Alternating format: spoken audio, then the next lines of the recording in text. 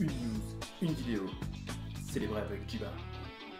Bonjour à tous, c'est Jiba. On se retrouve pour la première brève de la nouvelle année. On va rattraper le jeudi et le vendredi de la semaine dernière. J'espère que vous avez pris des bonnes résolutions pour cette année. Moi, non. Mais j'en fais jamais en fait. Mais en tout cas, voici les nouvelles cartes qui ont été révélées. On commence par le chef-d'œuvre de Forge-Pierre. C'est un équipement un petit peu compliqué à comprendre qui ressemble beaucoup à un ancien artefact qui s'appelait Blason. Il équipe une créature, une belle armure qui équipe une créature pour dire que la créature gagne plus 1 pour chaque autre créature que vous contrôlez qui partage un type de créature avec elle. Alors ça a l'air un peu compliqué comme ça, hein, comme je le disais, mais grosso modo, si vous avez 5 alliés et que vous en équipez un, il va gagner plus 4 puisqu'il y a 4 autres alliés autour de lui. C'est pas très cher, ça coûte que 1 puis 2 à équiper, donc c'est possible que ce soit pas si mal dans certains jeux. On continue avec le fourbe des formes, c'est un peu compliqué aussi. Il y a eu beaucoup de texte sur cette 8-8 pour 6 génériques à l'incolore. Mais grosso modo, ce qu'elle dit, c'est qu'au moment d'attaquer, au début de votre phase de combat, plutôt avant même d'attaquer, vous allez révéler la carte du dessus de votre bibliothèque. Si c'est une créature, vous pouvez faire que toutes vos autres créatures, donc pas la 8-8 mais toutes les autres, deviennent une copie de cette créature.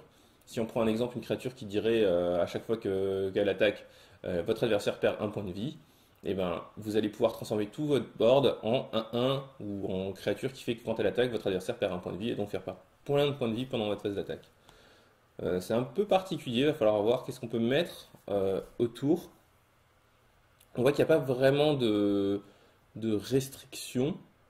Ça devient des copies de la carte. A priori, ça va pas être terrible avec des créatures légendaires, mais enfin, il va falloir quand même trouver des trucs intéressants à mettre. À vous d'être un petit peu, comment dire, créative. Voilà, je me souviens d'une époque où on jouait un deck où il y avait une carte qui transformait toutes vos autres créatures en une carte qui disait les autres créatures du même type gagnent plus 1, ce qui faisait que vous aviez 4, 5 créatures qui devenaient toutes 2-2 et donnaient plus 1 aux autres, et ça donnait une grosse armée qui finissait en un tour si elle n'était pas bloquée. Et souvent on faisait ça sur 3 jetons volants, ce qui faisait que du coup bah, ils n'étaient pas bloqués, c'était sûr. Général Tadzri, une 3-4 pour 5. Légendaire humain allié. Quand elle arrive sur le champ de bataille, vous pouvez chercher dans votre bibliothèque une carte de créature alliée, la révéler et la mettre dans votre main, ce qui est plutôt pas mal comme capacité. Après, elle a une capacité un peu bizarre, puisque pour 5 couleurs, un chaque, les créatures alliées que vous contrôlez gagnent plus X pardon, jusqu'à la fin du tour, X étant le nombre de couleurs parmi ces créatures. Donc, non seulement c'est super dur à activer parce que ça coûte 5 couleurs différentes, mais en plus ça demande à ce que vos alliés en jeu soient aussi de couleurs différentes. Donc là, si lui il est tout seul, c'est plus 1, mais il faudra au moins 2 ou 3 autres couleurs pour que ça commence vaguement à devenir intéressant.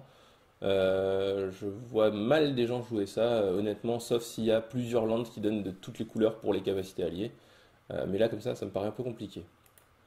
Appeler les sentinelles, c'est assez marrant parce que c'est une carte, je ne m'attendais pas à la voir arriver de sitôt. Un blanc de incolore, ça va chercher dans votre bibliothèque une carte de Planeswalker et ça la met dans votre main directement. C'est vraiment intéressant comme effet. Si les Planeswalkers sont suffisamment forts, ça peut valoir ces 3 mana pour aller le chercher. Heureusement, c'est rituel. On imagine tous les tuteurs qui existaient avant, qui étaient en éphémère fin de tour, ça aurait été beaucoup trop fort. Cela dit, c'est possible que cette carte soit jouée dans pas mal de jeux. Équipeuse du refuge de pierre, 2-2 pour 2. Les créatures équipées que vous contrôlez gagnent plus 1, et à chaque fois qu'une créature équipée que vous contrôlez meurt, piochez une carte. Plutôt intéressant comme carte, je ne sais pas si ça va être suffisamment puissant ou si on aura suffisamment de bon équipement pour aller avec en standard. Je l'imaginais bien dans certains jeux avec l'équipement qui fait que quand votre créature meurt, vous piochez déjà 2 cartes, sauf qu'il est banni un peu partout, sauf en cube. Donc pourquoi pas en cube avec cette carte-là. On continue avec le Sphinx des Letzten Wortes. Je ne sais pas pourquoi je suis tombé sur la carte en allemand sur les articles en français de Wizard. Bref, du coup, ce Sphinx 5-5 pour 7, il peut pas être neutralisé, ça veut dire qu'il peut pas être contré. Il a Fliegend, Vol, Flüchtiger, en allemand est un peu rouillé, mais ça veut dire Hexproof. Et il dit que les Sponsorzauber und Erzsereien, donc les rituels et les sorts que vous contrôlez, ne peuvent pas être contrés, ne peuvent pas être contrés par des sorts ou des capacités. Voilà, c'est un peu compliqué, c'est assez balèze.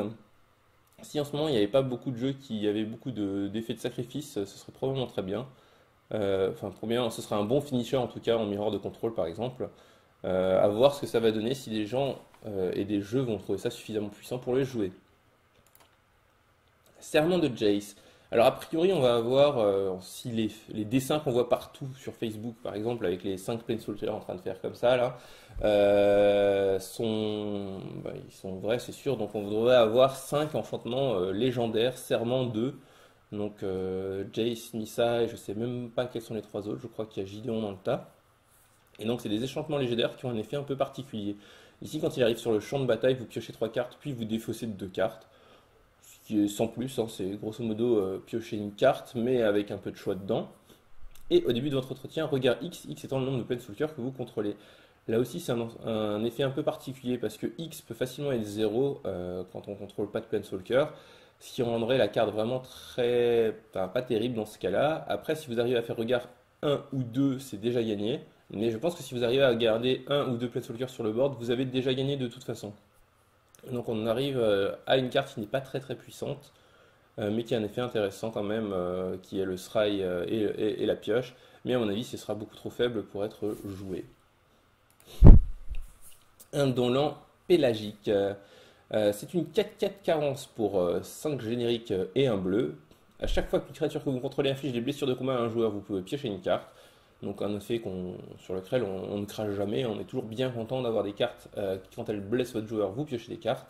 Et la créature ciblée ne peut pas être bloquée ce tour-ci pour 3 génériques et un incolore, ce qui est un bon effet. On est encore dans le cas d'une créature qui ne sera pas jouée en construit parce que beaucoup trop cher, mais qui aura des effets vraiment ravageurs en paquet scellé, et peut-être même en draft si le draft est suffisamment lent. Prophète de la distorsion, c'est une 1-2 pour 1, carence, donc elle n'a pas de couleur. Ce qui est plutôt intéressant, 1-2 pour 1, c'est des stats plutôt corrects en général. Et pour 3 génériques et incolores, piocher une carte. Et là encore, un effet totalement correct sur une créature. Elle a l'avantage de ne pas coûter cher, donc d'avoir d'autres utilités que juste être un objet qui vous fait piocher tous les tours. Donc c'est plutôt correct, je pense. Peut-être un poil faible. Enfin, on verra. C'est pas impossible que des jeux aient besoin d'un effet tel quel. Vrille fouettante. Alors là, on est dans quasiment tous les blocs d'extension. On a une créature, une carte qui pour environ 2 noirs à l'incolore fait -2/-2 à toutes les créatures. Cette extension, enfin ce bloc même, ne contredit pas la règle. Toutes les créatures vont gagner -2/-2 avec carence. Et si une créature devait mourir, vous l'exilez, puisque le thème de l'extension c'est exiler des créatures, ça va rentrer dedans. Et l'air de rien, ça va faire que c'est beaucoup plus fort que la plupart des cartes qui font ça. Puisqu'il y a beaucoup de formats où exiler des créatures, ça va être beaucoup plus fort que simplement les tuer, puisqu'elles vont pouvoir revenir facilement. Et du coup, je pense que cette carte va remplacer les équivalents dans les formats qui avaient envie de jouer des équivalents, et devrait être jouée dans les sides de standard. Ça, c'est toujours correct contre les monos rouges ou les jeux jetons.